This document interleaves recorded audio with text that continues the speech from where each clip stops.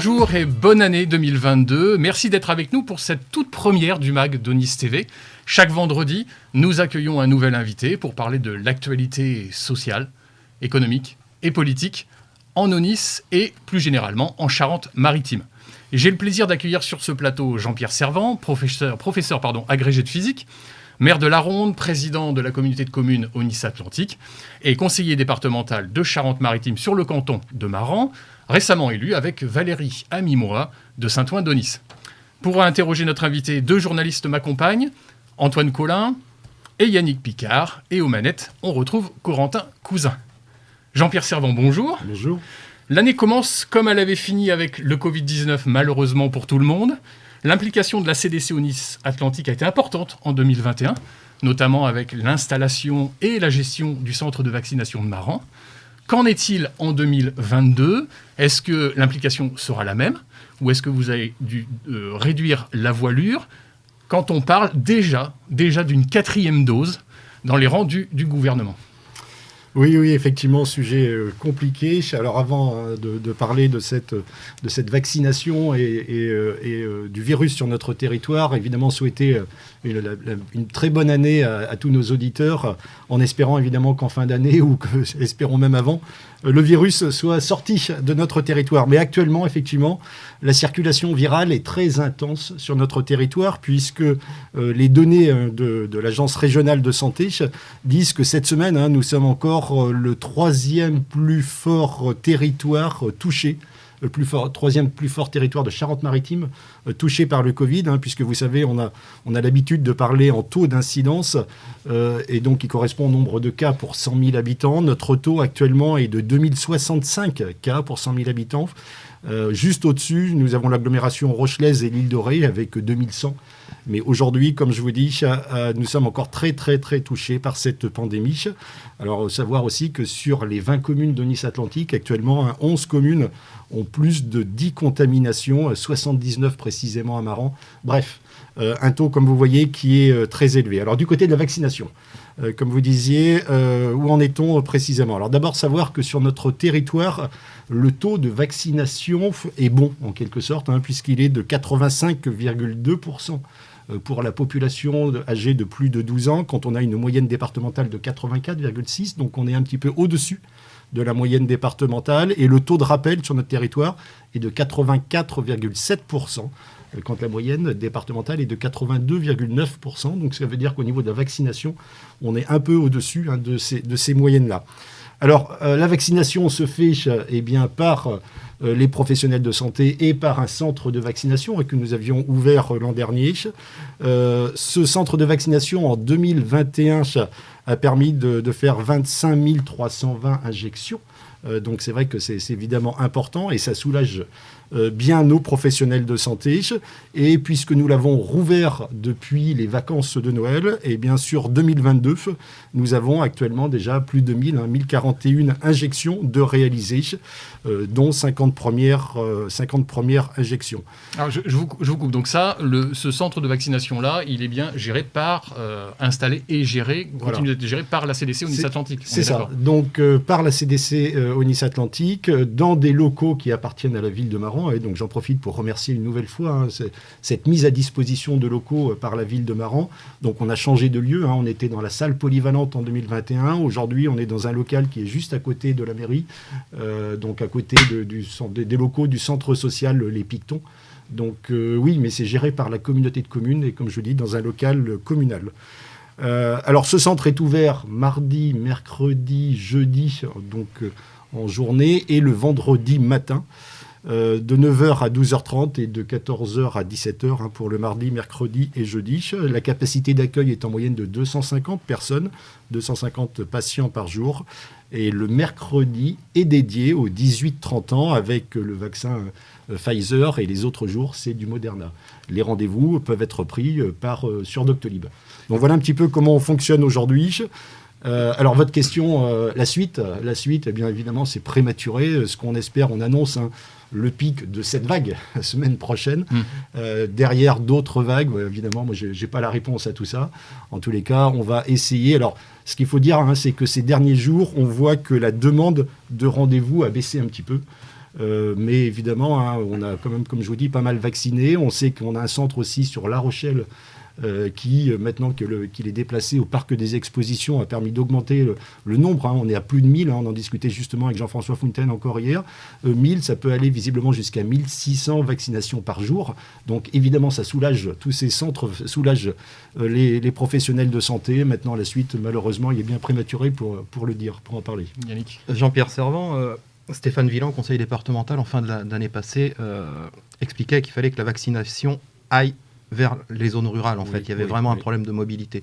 Est-ce que vous allez faire appel au centre mobile de vaccination du SDIS ? Oui, vous faites bien d'en parler. Hein. Donc, alors le centre de vaccination qui est déjà venu sur notre territoire en décembre, qui revient. Alors par contre, je suis désolé, j'ai plus les dates en tête, mais je sais que ce centre de vaccination mobile piloté par le SDIS revient sur notre territoire. Mais j'ai envie de dire, regardez sur notre site, évidemment, toutes les informations seront données.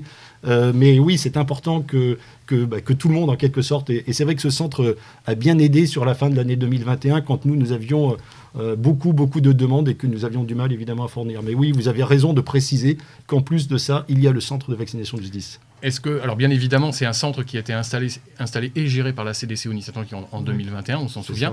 Est-ce qu'on a une idée de ce que ça coûte, un centre comme ça ? Oui, alors les coûts, hein, les coûts sont élevés, mais vu l'enjeu, évidemment que le coût passe en second plan. En second plan. Nous, alors en tous les cas, si là on regarde un petit peu sur 2022, hein, combien, puisqu'on est quand même bien aidé, hein, il faut reconnaître qu'on est quand même bien aidé par l'État pour ce centre de vaccination, mais aujourd'hui, on imagine à peu près à un coût entre 1500 et 2000 euros par mois pour la collectivité, mais sachant que évidemment les coûts sont très nettement supérieurs à ceux-là.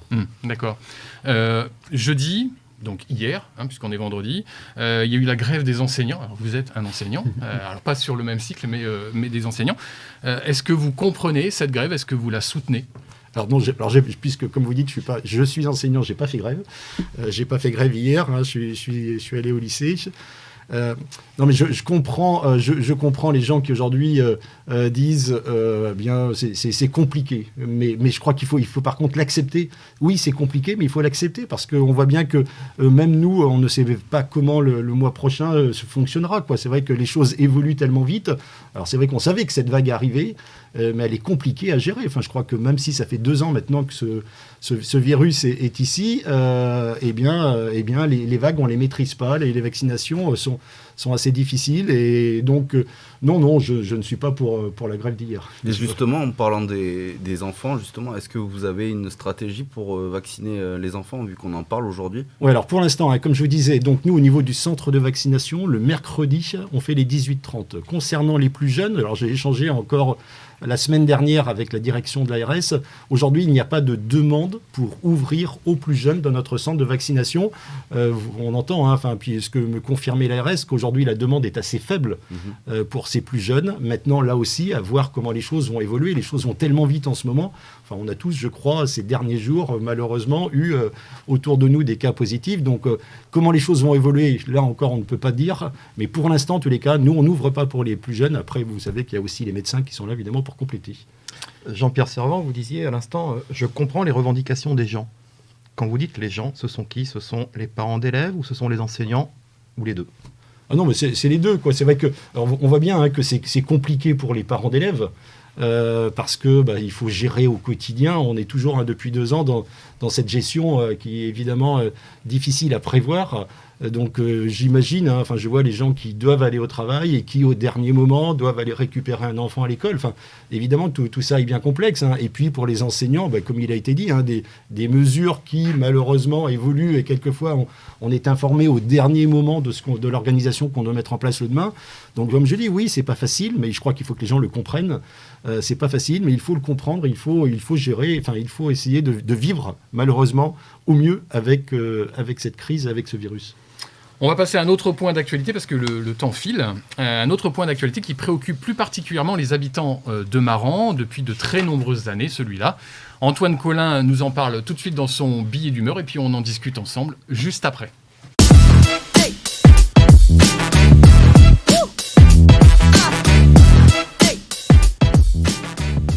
Aujourd'hui, je voudrais vous parler d'un sujet qui a fait couler et qui continue de faire couler beaucoup d'encre. Pas la peine d'y aller par 4 chemins. Ça fait déjà 2 ou 3 chemins que les élus locaux ont tenté d'emprunter pour répondre à cette problématique. Alors, est-ce que vous voyez de quoi je veux parler, Monsieur le Président ? Oui, alors, enfin, 2-3 chemins, je ne sais pas, je vous écoute, mais j'imagine qu'on parle d'un projet qui a emprunté encore bien plus. C'est bien du projet de contournement de Maran, initié il y a près d'un siècle. Bon, c'est vrai, j'exagère un peu, mais on n'est pas loin quand même. Le contournement de Maran, c'est une vieille chimère, un véritable serpent de mer. Depuis 1971, les élus et les habitants parlent de construire une autoroute, mais pour l'instant, toujours rien. Et oui, parce que l'idée de contourner Maran n'est pas toute jeune. Hein. Vous imaginez, je n'étais même pas encore né quand le projet a été mis sur la table des politiques locaux. Vous allez me dire, tout ça partait de bonnes intentions. Oui, certes, mais je ne suis pas sûr qu'on puisse réellement s'en réjouir aujourd'hui, notamment dans la commune de Maran, où on croise généralement plus de camions que d'habitants dans la journée. Au total, ce sont entre 1300 et 1800 véhicules par jour qui passent dans la rue d'Aligre. Vous savez, ce grand axe qui permet aux camions de passer de la Vendée à la Charente-Maritime. Alors, autant vous dire que les Marandais l'attendent, ce contournement. Un tracé avait été proposé en 2008. Je sais, ça ne vous rajeunit pas, mais c'est bien cette année-là que l'ancien maire de Maran, Bernard Ferrier, et des élus vendéens avaient proposé un nouveau plan de déviation, plutôt que la grande autoroute qui, elle aussi, a fait pchit. Tout le monde s'est dit à ce moment, ça y est, c'est bon, terminer les camions, les odeurs d'échappement, les façades d'une jolie couleur noire profonde, des vitrines à l'abandon et les bruits de moteurs ronflants, à nous la liberté, à nous le retour à une vie normale, quoi. Mais encore une fois, pas de surprise, pas de route, pas de contournement, le projet capote et silence radio. Depuis chaque année, le sujet revient hanter la commune et la rue d'Aligre. Quand on passe dans cette rue, on se croirait tout droit plongé dans un film d'Hitchcock en noir et blanc. Ça fait un peu froid dans le dos, mais bon, il y a encore un peu d'espoir. Au mois d'octobre dernier, on a quand même eu quelques nouvelles. Sylvie Marcilly, la présidente du département de la Charente-Maritime, et son homologue vendéen Alain Leboeuf semblent avoir trouvé un terrain d'entente pour l'établissement d'un tracé qui devrait être dévoilé, si je ne me trompe pas, au mois de février prochain. Alors, où en sommes-nous dans cette histoire, M. Servan ? Rassurez-moi, vous y croyez encore, vous, hein ? Oui. Bon, après, j'ai peut-être une solution qui peut vous intéresser. Je me suis dit, si le problème vient du passage incessant des camions dans cet axe, pourquoi ne pas proposer aux Marandais de passer gratuitement le permis poids lourd ? Je ne sais pas, je me dis, ça pourrait peut-être passer sur un malentendu. Et puis les Marandais ont quand même dû développer une petite passion cachée pour les camions depuis tout ce temps. Cette petite passion inavouable. Au moins, d'un côté, vous n'aurez plus à vous préoccuper des contournements sceptiques, entre guillemets, et puis d'un autre côté, plus besoin de dépenser des centaines de millions d'euros pour créer cette fameuse route tant attendue. La note est quand même salée, on parle d'environ 1 milliard d'euros au total, soit 500 millions d'euros pour chaque département. Ça représente 66 666 petites voitures, pour vous donner un petit ordre de grandeur. Enfin bref, en attendant, je vois que vous gardez espoir, en même temps, je vous avoue qu'il en faut. Vous avez tweeté le 1er octobre, je cite, « Depuis les élections de juin dernier, un véritable travail est lancé pour faire aboutir ce grand projet. Le chemin sera long, mais nous avançons. » Alors oui, on avance, oui, effectivement. Mais on a plus l'impression que l'on avance à reculons. Alors Jean-Pierre Servan, le travail, il a avancé, vous le dites. Vous en êtes où, là, à l'heure actuelle ? Est-ce que déjà, dans les petits papiers ou dans les couloirs, on indique déjà une date au moins du premier coup de pelle ? Alors, avant de parler du premier coup de pelle, donc revenir sur ce qui vient d'être dit, vous avez raison, ça fait 50 ans que les élus et que les gens attendent cette autoroute, ce contournement de Maran, attention, ce contournement de Maran. Et effectivement, pourquoi aujourd'hui, on peut se poser la question, pourquoi aujourd'hui... comme je vous ai dit, j'y crois. J'ai bon espoir que ce contournement voit le jour, alors que ça fait 50 ans que les uns et les autres n'y sont pas arrivés. Alors, qu'est-ce qui change ? Pour moi, il y a deux choses fondamentales qui devraient permettre de faire aboutir ce projet. La première chose, c'est que l'autoroute est abandonnée. Et ça, c'est pas rien, parce que c'est vrai que pendant des années, on a à la fois parlé et du contournement et de l'autoroute, et on entendait bien, oui, mais alors s'il y a l'autoroute, est-ce que le contournement, etc. Et ça, c'est vrai que ça a évidemment, c'était pas la seule chose, mais ça a retardé certainement, à ce moment-là, j'étais pas conseiller départemental, mais certainement retardé les avancées du projet. Et puis l'autre sujet, mais vous l'avez dit, aujourd'hui, les deux départements, Charente-Maritime et Vendée, se sont accordés sur un tracé, vous l'avez dit, et je l'ai aussi dit dernièrement au département. Il y a des véritables discussions entre Sylvie Marcilly, présidente de notre département, et Alain Leboeuf, le président du département de la Vendée. Plusieurs rencontres se sont réalisées. Par exemple, dès lundi prochain, nous serons en réunion à la présidence préfecture, avec évidemment Jean-Marie Bodin, le maire de Maran. Nous serons en réunion lundi prochain à la préfecture pour travailler sur ce projet. Donc oui, il y a de véritables avancées. Vous devez savoir aussi que sur le budget 2022 du conseil départemental, 4 millions d'euros ont été inscrits pour relancer les études. Alors je sais, on dit oui, c'est bon les études, mais malgré tout, puisque là on est sur un contournement est-court, eh bien on va devoir faire de nouvelles études, puisque des études qui seront des études de trafic pour commencer, des études environnementales. Donc on va commencer par cette étape, mais l'inscription est là, les volontés sont là, aussi bien des élus locaux. Je ne parle évidemment pas des élus de Maran, mais même des élus locaux, ça va bien au-delà de Maran, et puis des départements, les volontés sont là. Donc oui, moi je suis optimiste, et alors attends, j'espère bien, pour répondre à votre question, j'espère bien que dans les prochaines années, c'est-à-dire évidemment que je ne vais pas dire ce matin le premier coup de pelle, c'est en 2024 ou 2025, on sait qu'il faudra du temps, que le chemin sera long, qu'il ne faudra pas se perdre, je l'ai dit l'autre jour au conseil départemental, attention parce qu'il va falloir aussi au niveau notamment de ces études, donc toute cette partie préparatoire, bien se cantonner à la priorité qui est le contournement de Maran, puisque vous savez qu'on parle quand même d'une liaison Fontenay-Rochefort, donc il va bien falloir quand même préciser, mais ce qu'on fait actuellement, quelles sont les priorités, donc celle du contournement de Maran, donc un chemin semé d'embûches, mais oui, j'ai bon espoir que d'ici 5-6 ans, on soit proche de ce fameux premier coup de pelle, mais ce sera difficile de le faire avant. De toute façon, il y aura un délai forcément pour réaliser ce contournement. On parle de 2030. C'est ça, c'est un peu... Oui, alors même c'est pour ça que je dis 5-6 ans, 2030, c'est 8, 9, c'est 8, mais c'est vrai que oui, on est sur ces calendriers-là, quoi, 6, 8, oui. Le fait qu'il y ait moins d'interlocuteurs, parce que pour l'autoroute, il y avait aussi l'État, donc ça complexifie les choses. Là, le fait qu'il n'y ait que 2 départements qui prennent les décisions, ça facilite plus les choses avec un soutien d'État, c'est-à-dire que comme oui, forcément, les 1 milliard ne vont pas sortir de la poche des 2 départements. C'est ça, avec un soutien d'État, mais aujourd'hui, effectivement, à la manœuvre, on retrouve les 2 départements. Oui. Jean-Pierre Servan, vous parlez d'un contournement court par l'Est. Même si on n'en connaît pas le tracé encore, est-ce que ce contournement utilisera le foncier qui avait été réservé dans le cadre de la 831 ou pas ? Alors, il y a plus de 100 hectares. Il y a précisément, je crois, 140 hectares qui avaient été achetés par la SAFER pour le compte du département pour l'autoroute A831. Alors, je ne vous cache pas que je ne connais pas précisément le périmètre de ces 140 hectares, mais là, ce que je peux dire, moi, par rapport au contournement, c'est que l'objectif, c'est donc ce contournement court à l'est. Ça veut dire qu'au sud de Maran, donc on partirait...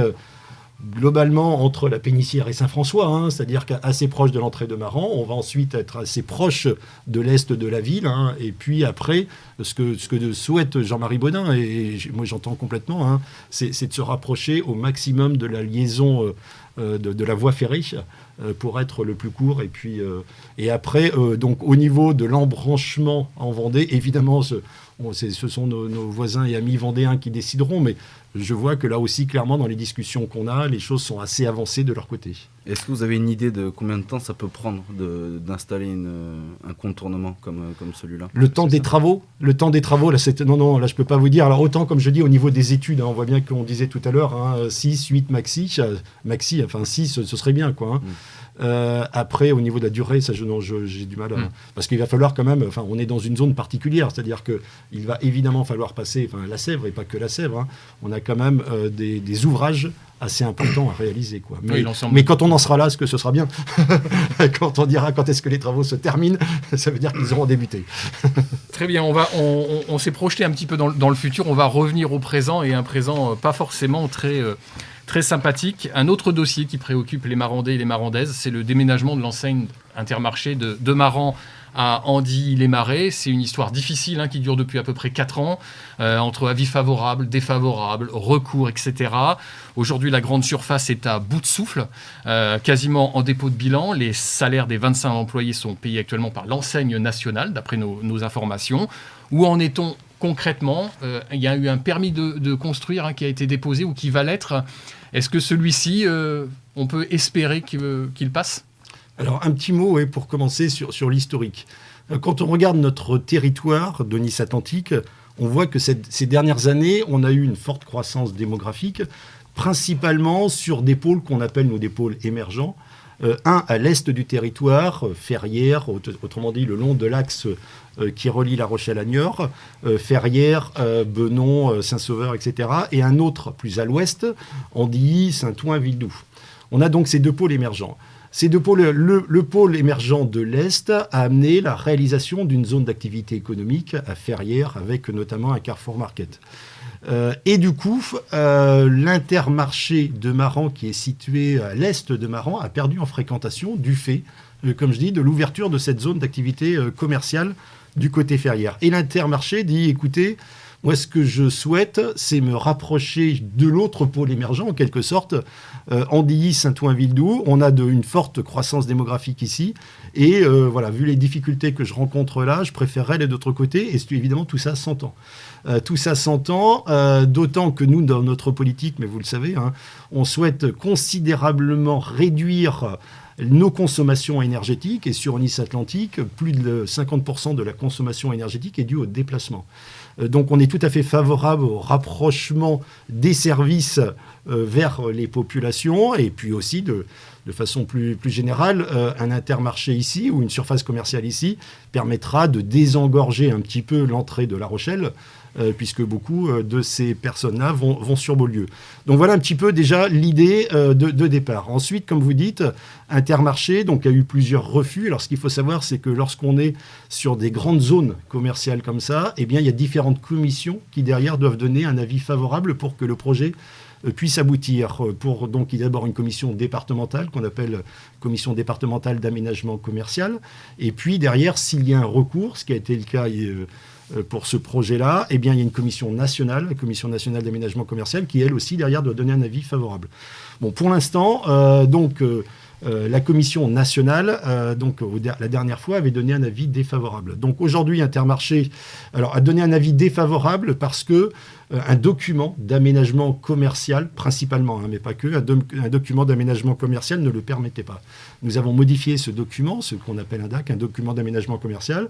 Aujourd'hui, Intermarché a redéposé un nouveau permis qui va donc repasser devant la commission départementale. Alors, on est un certain nombre dans cette commission, donc évidemment, je ne peux pas vous donner le résultat, l'avis qui sera donné par cette commission. Et on a la date de cette commission ? Oui, c'est vers le 20 février, le 23, 24. C'est demain. Oui, c'est ça. Et puis ensuite, eh bien, s'il y a un nouveau recours, eh bien, de nouveau, la commission nationale devra trancher. Donc pour l'instant, on n'en est pas là. Hein. Comme je dis, la première étape, c'est la commission départementale et après, on verra la suite. Alors donc ça veut dire commission départementale, éventuellement commission nationale. Ça peut repousser l'échéance jusqu'à... Ce qu'on imagine, dans les discussions qu'on a, c'est que si ça devait repasser en commission nationale, on imagine un passage vers l'été prochain. D'accord, donc c'est relativement récent parce qu'effectivement, il y a quand même 25 emplois en jeu. C'est vrai, parce que si il y a le permis de construire tombe, forcément, l'Intermarché fermera définitivement et donc 25 emplois disparaîtront. Tout à fait. Il y a beaucoup d'emplois en jeu et même d'ailleurs un projet, dans le projet de Bel Air, d'Andilly, il y a des emplois supplémentaires qui sont présentés. On poursuit l'émission et on va se dépêcher parce que le temps file. Non, mais ce sont des choses intéressantes à savoir. On va parler politique. Maintenant, donc c'est un peu d'actualité avec les présidentielles et puis surtout les législatives qui arrivent dans 3 mois, si je ne m'abuse. Yannick a des questions à vous poser. Jean-Pierre Servant, vous n'êtes pas sans le savoir que le maire est l'élu préféré des Français. Vous-même, vous êtes maire dans une petite commune à la Ronde, on l'a rappelé en tout début d'émission. Ah, je croyais que vous alliez dire que j'étais le préféré. Pas encore, peut-être. Mais la politique doit-elle faire partie et sous quelle forme du mandat de l'élu local ? C'est sur ce thème que nous allons vous inviter à débattre maintenant. Première question, le mot politique et l'expression « faire de la politique » sont-ils tabous pour vous ? Ah non, pas tabou. Mais moi, c'est vrai que je préfère. Et puis, alors, quand on est un petit niveau local comme le nôtre, on parle d'élu, quoi. C'est-à-dire qu'on est élu plus que politique. Parce que, évidemment, quand on est maire d'une commune de 1000 habitants, ce qui est mon cas, l'important, c'est d'apporter, d'améliorer les services à la population, de développer, de créer des équipements. Mais alors, au sein d'un conseil municipal comme à la Ronde, on ne parle jamais politique. C'est-à-dire que je ne sais pas, et puis peu importe, les sensibilités politiques, à condition évidemment qu'elles ne soient pas trop extrêmes. Je vous interromps tout de suite. Oui. Est-ce que vous ne confondez pas le mot politique et l'expression parti politique ? Parce que politique, au sens noble du terme, veut dire s'intéresser à la cité et aux gens qui la font. Oui, mais on fait tellement souvent le raccourci C'est pour ça, hein, c'est-à-dire que mais je suis d'accord, mais le mot politique est tellement souvent ramené à ce que vous dites là, au parti politique et à une expression politique telle qu'on l'entend dans les médias, qu'on préfère souvent de fois sortir ce mot parce que voilà, le rapprochement est vite fait. Parti politique, vous m'ouvrez sur ma deuxième question. En 2017, vous avez parrainé Emmanuel Macron. Hein. On ne sait pas si vous le parrainerez en 2022, il n'est pas encore déclaré candidat. Voilà, on va commencer par ça. On va revenir un petit peu en arrière, on va revenir aux dernières départementales, où en 2020, vous avez été élu conseiller départemental, donc aux côtés de Valérie Amimois, qui elle-même avait été en campagne en 2008 avec Dominique Bussereau. Bon, vous connaissez le parti de Dominique Bussereau, même s'il n'est plus en politique maintenant. Sa suppléante, donc Nadia Boireau, la maire de Courson, elle avait aussi été adoubée par Dominique Bussereau en 2015 pour les départementales. On se positionne toujours du côté des Républicains. Vous me voyez venir. Votre suppléant à vous, Jean-Marie Bodin, maire de Maran, ex-parti socialiste, ex-ligueur syndical du département. Donc en fait, on se pose des questions. Où est-ce que vous vous situez, Jean-Pierre Servan? Êtes-vous un Macron compatible, un macroniste pur et dur, ou tout simplement autre chose? Non, mais c'est vrai que, alors, si on revient, on commence par les élections départementales, hein, parce que ce que vous dites là, on l'a évidemment assez souvent entendu pendant la campagne, où, comme vous dites, hein, dans notre équipe de 4, il y avait des personnes qui s'étaient présentées sous des étiquettes bien différentes, ou qui s'étaient, en tous les cas, qui avaient des sensibilités différentes. Mais notre candidature, et c'est ce qu'on a dit tout au long de la campagne, c'était une candidature du territoire. Hein. Ce qui était important, c'est que le territoire, ce qui est important, hein, c'est que le territoire se développe, avance, que le maire de Maran, autrement dit que les maires des 2 communes structurantes de notre territoire, que sont Maran et Courson, soient présents. Évidemment, Valérie, qui s'implique beaucoup depuis des années au sein de l'intercommunalité. Donc moi, président de communauté de communes, que ce soit le territoire qui soit représenté et que ce territoire avance. Donc c'est pas puisqu'on reprend le mot politique, ce n'était pas une candidature politique, c'était une candidature pour le territoire. Cependant, vous ne répondez pas à ma question.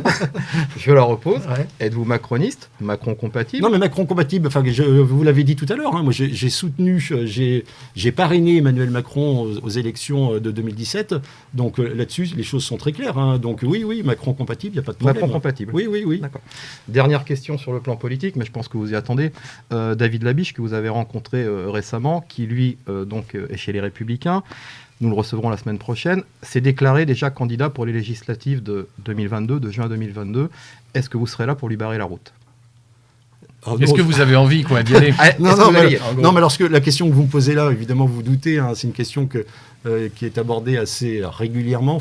Moi, ce que je dis là-dessus, je suis très clair. Hein. C'est vrai qu'aujourd'hui, j'ai la chance d'être élu sur 3 mandats qui me plaisent et qui sont très, très enrichissants et intéressants. Hein. Maire, président de communauté de communes, maintenant conseiller départemental, et j'apprends beaucoup au département, et c'est vrai que cette fonction me plaît bien aujourd'hui. Donc aujourd'hui, je ne suis pas du tout dans une réflexion de candidature aux législatives. Vous ne serez pas candidat? Non, normalement, je ne serai pas candidat. C'est pour ça que, non, mais je vous dis normalement, parce que aujourd'hui, comme je dis, je ne suis pas du tout dans cette réflexion-là, et aujourd'hui, ce que je fais me plaît bien. Et donc, parce que les gens, malheureusement, on sait que tout le monde peut changer d'avis, mais aujourd'hui, je ne suis pas du tout dans cette envie-là, quoi. Non. Il y a 2 ans, nous nous étions rencontrés pour une interview, et pourtant, c'est un petit peu d'actualité. Vous y réfléchissiez plus que maintenant. Qu'est-ce qui vous a fait changer d'avis, en fait? Le fait d'être élu conseiller départemental? Alors, entre autres, mais je reviens aussi sur la communauté de communes. Hein. Enfin, vous le savez, hein, le premier mandat, notamment sur la première partie, avait été assez compliqué. Hein.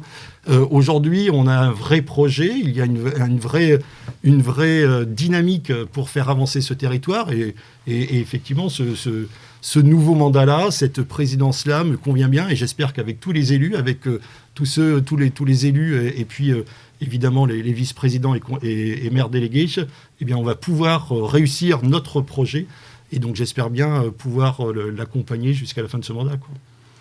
Très bien, on poursuit, on reste de toute façon dans le local. Un autre dossier qui embête, ou du moins qui émeut certains habitants. Antoine nous en parle. Oui, parlons de la chinetterie maintenant. Cette recyclerie basée à Saint-Sauveur-d'Aunis est fermée depuis mi-décembre et à première vue fermée définitivement, ce qui a suscité de l'émoi sur les réseaux. Et pas seulement. On parle de déficit, on parle de non-soutien, on parle même d'un déménagement à Saint-Jean-de-Liversay. Une lettre ouverte vous a été adressée, à laquelle vous avez répondu. Alors que se passe-t-il concrètement avec cette boutique qui semblait bien marcher pourtant? Oui, là aussi, un sujet important de ces dernières semaines. Alors là aussi, revenir un petit peu sur l'historique. La chinetterie est ouverte depuis 2009. Et d'ailleurs, au départ, était sur la commune de Saint-Jean-du-Versay, a déménagé ensuite à Saint-Sauveur-de-Nice. Et rapidement, donc, il y a eu un travail avec les élus pour développer cette chinetterie. Donc moi, j'ai été élu un président de la communauté de communes en 2014 et je me souviens clairement d'une réunion qui avait été réalisée dans les locaux de la chinetterie à Beauvallon avec Denis Petit, un vice-président de la CDC en charge de ce sujet, et l'espace Mosaïque, le centre social de Courson, pour regarder un petit peu comment ce projet pouvait se développer. Alors, on a lancé à ce moment-là une étude, et donc l'espace Mosaïque, évidemment, était à nos côtés. Et d'ailleurs, je m'amusais l'autre jour à relire un petit peu cette étude. C'était la construction d'une recyclerie sur le territoire de Nice-Atlantique. D'ailleurs, plusieurs lieux avaient été envisagés, Andilly, La Laigne, et puis évidemment Saint-Sauveur. Bref, ça c'était donc les années 2015. Ensuite, la communauté de communes a créé son centre intercommunal d'action sociale, le CIS. Et de nouveaux projets sont apparus, comme la réalisation d'une épicerie solidaire, par exemple. Et on s'est dit à ce moment-là, il faut être plus ambitieux. C'est-à-dire que le projet ne doit pas se limiter à une recyclerie, mais il faut construire un véritable pôle social. Un pôle social qui abritera recyclerie, mais aussi CIAS, épicerie solidaire et les banques alimentaires, puisque nous avons les Restos du Cœur et Solidarité Courson sur notre territoire. Et donc, on travaille à la réalisation de ce projet ambitieux, toujours avec l'espace Mosaïque. Dans un premier temps, c'est compliqué parce qu'on n'a pas le soutien du département et on finit par avoir le soutien du département, très important, ce qui nous permet d'aller sur ce projet-là. Et la laiterie de Saint-Jean-de-Liversay est à ce moment-là, donc, devient propriété de la commune. Et les élus décident d'installer ce pôle social dans l'ancienne laiterie de Saint-Jean-de-Liversay. Et le projet avance, donc on met en place un comité de pilotage, toujours avec l'espace Mosaïque, un architecte est retenu, etc., et le projet avance. L'été dernier, les présidentes, puisqu'il y a 2 coprésidentes, demandent à me revoir, parce qu'on s'était vu quand même à quelques reprises, demandent à me revoir pour me faire part de leurs inquiétudes grandissantes. J'utilise le mot grandissante parce que je ne veux pas dire que c'est ce jour-là que leurs inquiétudes sont apparues. Mais des inquiétudes à quel niveau ? Alors voilà, leurs inquiétudes grandissantes. Et me disent, écoutez, ces derniers temps, on constate que le chiffre d'affaires a perdu 30%. Et donc, les raisons de cette perte sur cette année 2021 sont dues, à la crise évidemment, les travaux qui sont à ce moment-là menés sur Beauvallon et qui effectivement compliquent l'accès à la chinetterie, et puis aussi la réalisation d'une recyclerie à La Rochelle. Et aujourd'hui, nous disent-ils, c'est à peu près 400 personnes par an qui viennent de La Rochelle ou qui vont partir aujourd'hui dans cette nouvelle recyclerie. Donc on va perdre un petit peu de fréquentation. Et donc disent aujourd'hui la situation est celle-ci. Et disent aussi, écoutez, on a regardé, et demain à Saint-Jean-de-Liversay, on imagine aussi une baisse du chiffre d'affaires de l'ordre de ces 30%-là. Alors là, pour des raisons un petit peu différentes, puisque évidemment la crise, on espère qu'on va finir par en sortir.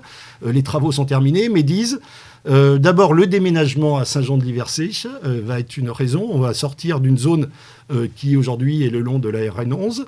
Ça, c'est la première chose. Au niveau de l'espace, on aura moins qu'aujourd'hui, ça va être problématique. Et donc disent, voilà, et puis évidemment toujours la recyclerie de La Rochelle qui fera perdre, et donc disent demain on estime notre perte aussi à 30%, et donc on a fait 2 scénarios, et on souhaite aujourd'hui avoir une aide supplémentaire, alors selon les 2 scénarios, entre 22 et 27 000 euros. Donc aujourd'hui, en 2021 par exemple, la communauté de communes a apporté 134 000 euros de soutien à l'espace Mosaïque. Et donc nous disent, voilà, les 2 scénarios sont ceux-là, et donc on souhaite avoir cette aide supplémentaire.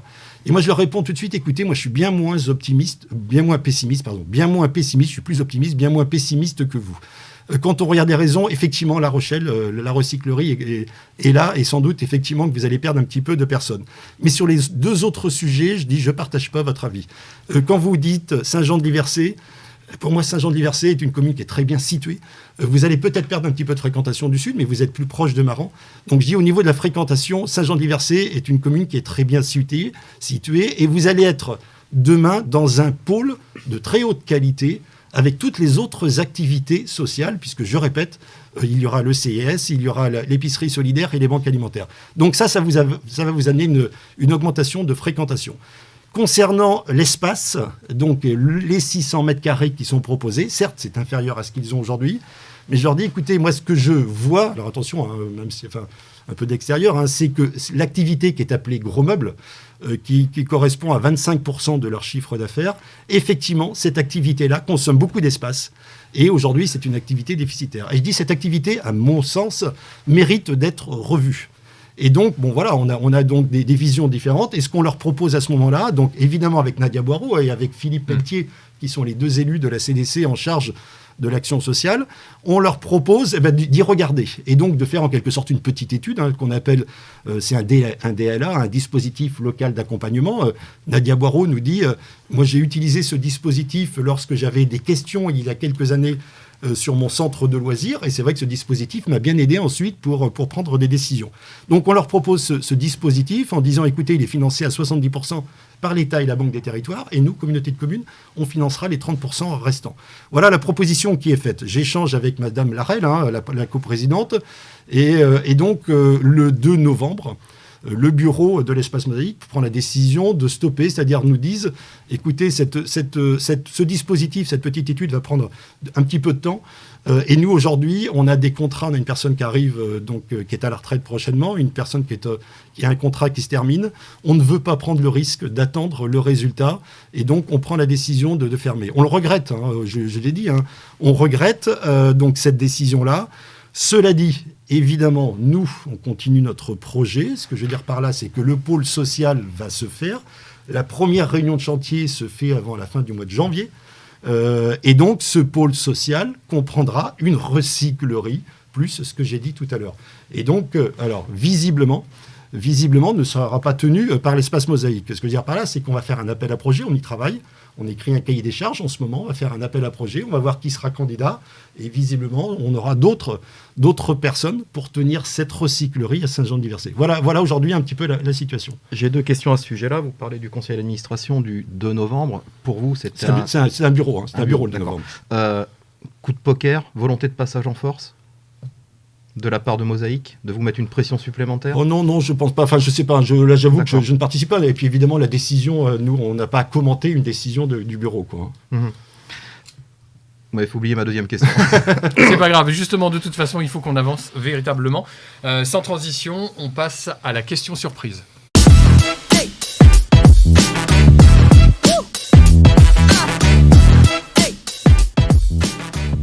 Bonjour, mon cher Jean-Pierre.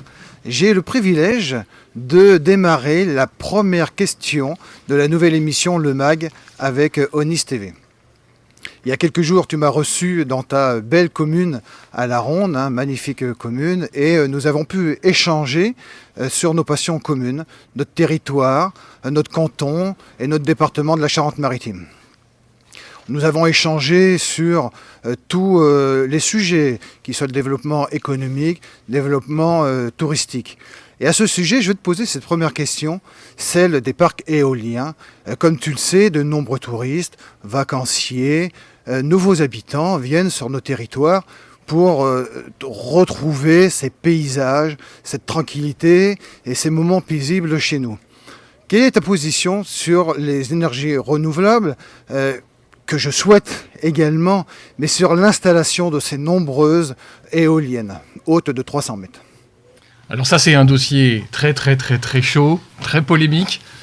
Votre réponse à David Labiche? Oui, c'est un sujet aussi, comme vous dites, alors polémique, mais aussi évidemment important.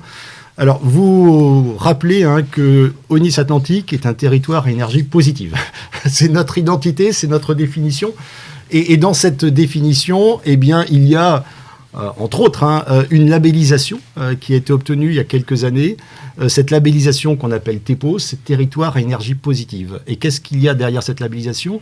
Eh bien, un engagement. Très vite, Jean-Pierre Servan, très vite. Un engagement, c'est très vite. Alors, un engagement des élus d'avoir à l'horizon 2050 une indépendance énergétique qui nous amènera d'ailleurs à la neutralité carbone. Et ça veut dire quoi, indépendance énergétique? Ça veut dire que ce qu'on souhaite, c'est qu'en 2050, notre consommation énergétique énergétique soit égale à notre production d'énergie renouvelable. Donc il faut réduire évidemment la consommation, mais il faut augmenter la production d'énergie renouvelable. Comment l'augmenter? Par un mix énergétique qui comprend à la fois de l'éolien, du photovoltaïque et de la méthanisation. Et donc on a fait un petit calcul, l'objectif très rapidement c'est 400 gigawattheures, et donc pour ça il nous faut un certain nombre d'éoliennes. Donc favorable à la production d'énergie renouvelable par l'éolien, mais j'ai envie de dire sous condition. J'ai 2 petites minutes ou à peine? 2 petites minutes. À peine. Sous condition. Ça veut dire quoi, sous condition? Ça veut dire que, alors, je veux dire, pas n'importe où et pas n'importe comment. Le pas n'importe où, ça veut dire qu'on s'est engagé à respecter le schéma préférentiel du parc naturel régional du Marais Poitevin. Ça, c'est important. Ça veut dire que... Et que dit ce schéma sur notre territoire? Dit, vous avez 2 sites, OK pour une éventuelle petite extension, mais point. Ce qui veut dire qu'on a 12 éoliennes sur notre territoire aujourd'hui. On est favorable au projet d'Andilly et des 3 éoliennes supplémentaires, mais point. Ça, c'est le pas n'importe où.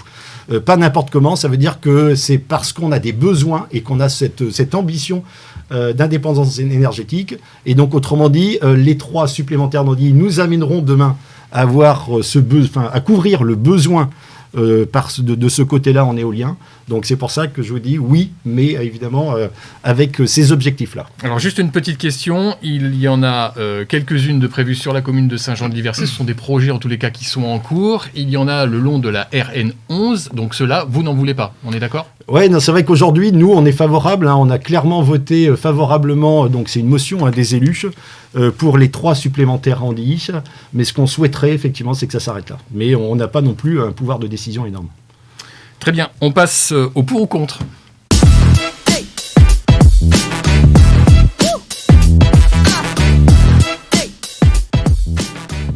Alors le principe du pour ou contre, c'est très simple, on vous pose une question. Je suis pour ou contre.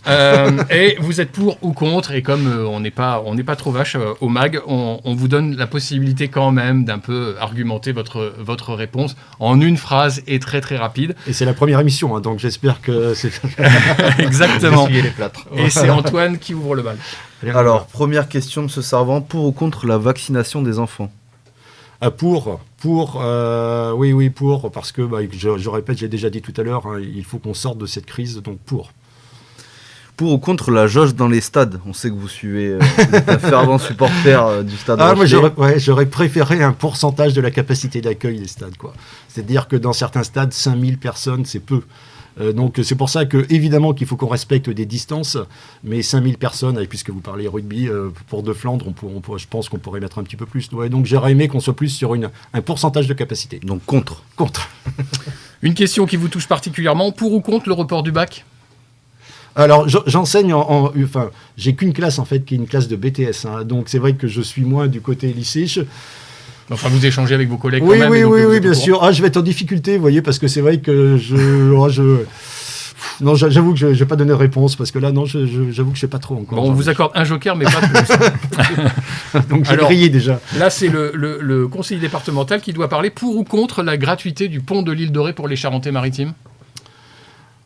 Pour, c'est vrai que... Vous allez faire des heureux. Yannick? Jean-Pierre Servant, pour ou contre la légalisation du cannabis? Contre, ouais, c'est vrai que là, alors c'est vrai que c'est pareil, c'est un sujet complexe, mais non, plutôt contre. Un sujet aussi qui vous touche, pour ou contre l'abaissement de l'âge de vote à 16 ans? Non, 18 ans, contre. Merci. La CDC donc a décidé d'être un territoire à énergie positive. On en a parlé plusieurs fois là dans l'émission. Yannick a quelques questions supplémentaires à vous poser là-dessus. Et ça rebondit sur la question que David Labiche vous a posée, notamment sur les éoliennes. Vous avez répondu en parlant du territoire TEPOS. Le zéro carbone, c'est plutôt tendance en ce moment. Même la communauté d'agglo s'y est mise un petit peu avant Nice Atlantique, mais dans un autre projet qui, elle, est à l'horizon de 2040. Vous êtes à 2050. En résumé, vous voulez réduire les besoins d'énergie au maximum par la sobriété et l'efficacité énergétique et les couvrir par des énergies renouvelables locales. 2050, pour vous, c'est demain. On y est presque. Vous ambitionnez à cette date, comme vous nous l'avez expliqué, de devenir un territoire TEPOS à énergie positive. Alors Jean-Pierre Servant, êtes-vous un visionnaire ou carrément le Fitzcarraldo de l'ONIS? Non, mais c'est vrai que cette ambition, alors évidemment, elle est très importante, hein, parce qu'avoir cette indépendance énergétique, alors je le répète, je le disais tout à l'heure aussi rapidement, hein, mais derrière cette indépendance énergétique, on aura la neutralité carbone. Si je prends les émissions de gaz à effet de serre, hein, donc évidemment qu'il faut diminuer, en diminuant notre consommation énergétique des transports, on va considérablement diminuer notre production de gaz à effet de serre. Donc les deux sont très liés. Et on aura derrière des résultats qui sont très, très proches, quoi. D'accord. Alors justement, vous parlez des transports, essayez de réduire ce phénomène pour les gaz à effet de serre. Donc en parallèle, vous avez mis en place un plan climat-air-énergie territorial. Hein. Il comporte 2 volets, dont un qui est le développement il comporte plusieurs volets, dont un qui est le développement des mobilités durables. Oui. Aujourd'hui, par contre, seules 2 bornes de recharge électrique pour véhicules électriques ou hybrides rechargeables existent sur le territoire, dont une qui est hors service. Alors déjà, est-ce que vous n'auriez pas pris un métro de retard ? Alors non, on n'a pas pris un métro de retard. Mais c'est vrai qu'on a encore beaucoup de travail à faire. Alors sur les bornes, on y travaille avec le syndicat départemental, hein, le SDER. Et donc c'est vrai qu'on regarde justement comment en 2022, il va y avoir un transfert. Hein, mais c'est vrai qu'aujourd'hui, je suis d'accord avec vous, il faut qu'on accélère sur l'installation des bornes. Et ça fait partie, comme vous dites, de notre projet. Mais ce projet, si on revient par rapport à ces mobilités, les questions majeures, hein, aujourd'hui, on travaille beaucoup sur la réalisation du plan vélo. Donc vous parliez tout à l'heure des liaisons douces, hein, les plans vélo. Donc on était justement encore cette réunion avec les élus pour avancer sur ce plan vélo. Et puis il y a un autre sujet qui est très important sur cette réduction et ces évolutions dans les transports. Vous dire, mais vous le savez peut-être, hein, qu'aujourd'hui il y a 2 études importantes qui sont en cours. Une pour une ligne express entre La Rochelle et Niort qui est menée par Nouvelle-Aquitaine Mobilité. L'objectif, hein, c'est d'avoir cette ligne express donc pour aller plus rapidement et de façon transport collectif vers l'agglomération rochelaise, et une autre étude, une étude de mobilité sur le ferroviaire entre La Rochelle et La Roche-sur-Yon. Ces 2 études sont très importantes et devront nous permettre l'an prochain d'améliorer justement cette branche-là et de réduire considérablement ses dépenses énergétiques. Si on parle de production d'énergie locale, il y a quelque temps, vous avez mis en place sur le site de la CDC un cadastre solaire. Oui. Qui permet donc aux gens de voir l'ensoleillement de leur toiture et aussi aux entreprises, je suppose. Quel retour vous avez de cette expérience de cadastre solaire ? Là, je ne vous cache pas que je vais être un petit peu en difficulté, franchement. Franchement, je vais être un petit peu en difficulté. Donc, c'est une bonne occasion, d'ailleurs, pour faire le point avec les services et puis Jean-Marie Baudin, l'élu en charge de la transition écologique, pour regarder justement quels sont les retours. Mais je ne vous cache pas qu'on n'en a pas discuté ces derniers temps. Merci. Très bien, mais on arrive au terme de cette émission, Jean-Pierre Servant. Et comme je vous l'avais dit en off, de toute façon, vous avez entre 60 et 120 secondes, pas plus, hein, attention, pour parler d'un sujet de votre choix. Quel est-il ? Allez, on va faire rapide, hein, puisque je crois que ça fait déjà maintenant 45 minutes. Non, un petit mot pour clore cette interview sur ce qui nous anime, sur notre travail, nous élus, depuis le début du mandat. Vous savez, notre objectif, si on regarde un petit peu les missions de la communauté de communes, c'est d'aménager, de développer ce territoire, d'apporter davantage de services à la population. Et donc, nous avons construit notre feuille de route pour les 6 prochaines années. Un projet qu'on appelle le projet de territoire. Ce projet de territoire, je le montre, hein, il est disponible évidemment dans chacune de nos mairies, hein, donc n'hésitez pas à aller le consulter. Vous l'avez bien évidemment sur le site de la communauté de communes. Et dans ce projet de territoire, vous allez voir les 95 actions que l'on souhaite mettre en place, avec un fil conducteur, la transition écologique. C'est-à-dire que aujourd'hui, on n'a pas un chapitre transition écologique. Ce qu'on veut, c'est que la transition écologique soit au cœur de notre action, de l'action publique. Et donc, c'est le fil, je répète, c'est le fil conducteur de cette feuille de route, de ce projet de territoire. Donc, vous verrez, hein, si vous le souhaitez, ce que les élus proposent pour notre territoire pour les prochaines années. Donc, n'hésitez pas. 95 actions, hein, ce qui est pas mal quand même. Alors 95 actions, juste rappeler que c'est un projet qui a été construit avec l'ensemble des acteurs du territoire. Ce que je veux dire par là, c'est qu'on a des partenaires très importants comme le Parc naturel régional du Marais Poitevin qui aussi propose son maître d'ouvrage d'action, ou bien le syndicat d'enlèvement et de traitement des déchets, Cyclades, qui aussi propose des actions. Hein. C'est-à-dire que ce ne sont pas 95 actions sous maîtrise d'ouvrage de la communauté de communes, mais ce sont les actions pour notre territoire. C'est un travail collectif. Travail collectif, exactement. Merci Jean-Pierre Servant de vous être prêté aux questions-réponses pour cette toute première du MAG. C'est pas toujours évident, mais on vous remercie. Merci, messieurs, d'avoir participé à cette émission. Mon invité sera David Labiche la semaine prochaine, vendredi prochain. David Labiche, qui est conseiller régional des Républicains de Nouvelle-Aquitaine, soutien de Valérie Pécresse et prétendant déclaré à la députation sur la 2e circonscription de Charente-Maritime. Merci, à vendredi.